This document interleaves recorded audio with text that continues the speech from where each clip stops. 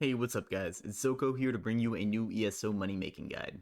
Today I'm going to give you a list of craftable sets you should sell as training gear. Now this in no way is the end all be all list. The good news is it's all very cheap to make, so if it's a bust, you didn't invest that much. But if you can find something that will consistently sell, you will really start bringing in a steady flow of cash. If you have any questions about the sets or prefer something different that I did not mention, drop a comment down below. Or pop over to my Twitch channel and drop me a follow, so you can ask me when I live stream. I always enjoy the company. So the list will start with the sets that are easier to craft and progress to the high trait required sets at the end. Most of these are going to be 6 trait sets, and just to be super clear, I am talking about selling these with the training trait because we are marketing towards people that are trying to level fast. Unfortunately, some of these sets are going to be in DLC areas, but you can actually get around this by being in a guild that has crafting stations in their guild hall.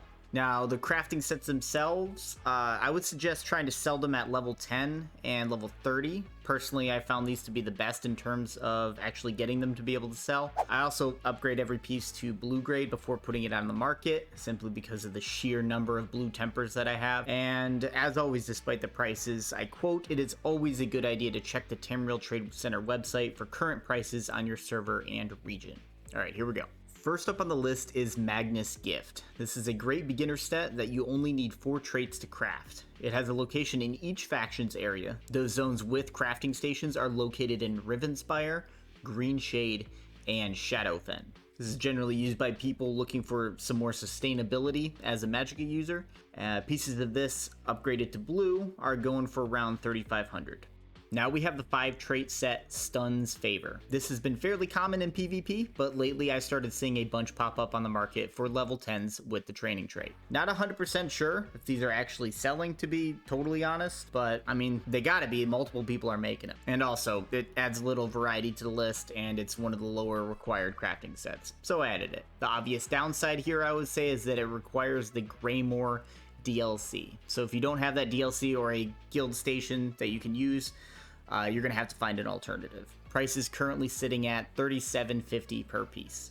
Next up, we have a staple, the Law of Julianos. This was a set that they brought to us with the release of Orsinium DLC years back. So again, unless your guild has one of these crafting stations, you're headed to Hrothgar to make this. 6 traits are going to be required for this set, but it really is an all-around excellent set for Magicka DPS users and should sell pretty well because it is so widely used. Moving on, we have the stamina counterpart to the Julianos set, Hunding's Rage. I used this set for so long on my Nightblade, it was almost painful when I decided to part ways with it. I had used it for that long. Another 6 trait set, this one was actually included in the base game, so if you are needing this one, you can find crafting stations in Bankurai, Reaper's March, and the Rift. This, along with Julianos, might be some of the best to try and start selling first.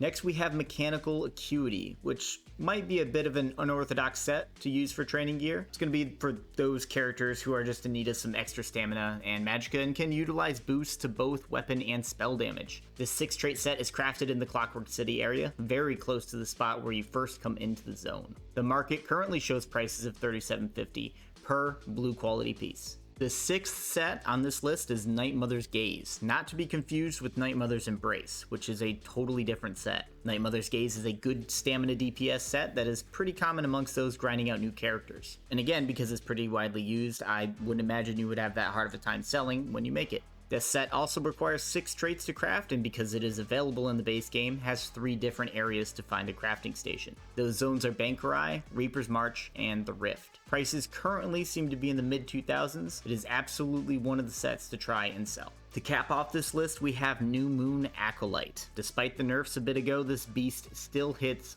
hard as hell. And the reason I have it last on this list is because this monster requires all 9 traits to be able to craft it, which makes this an absolute nightmare. But because of that, once you are able to craft it, this is practically guaranteed sales. Though to be honest, once you can make this, you are probably just going to want to make CP 160 pieces because cash money. But if you decide to throw a bone to the level 10s, you can make about $37.50 per blue piece. Always good to diversify your clientele, right? New Moon Acolyte requires the Elsewhere DLC and is only craftable from the Furforge Cove in southern Elsewhere. If you guys haven't seen it yet, check out my spoof from the Gates of Oblivion announcement. And also, if you made it this far, please leave a like and let me know what piece you plan on making to sell. Have a great day.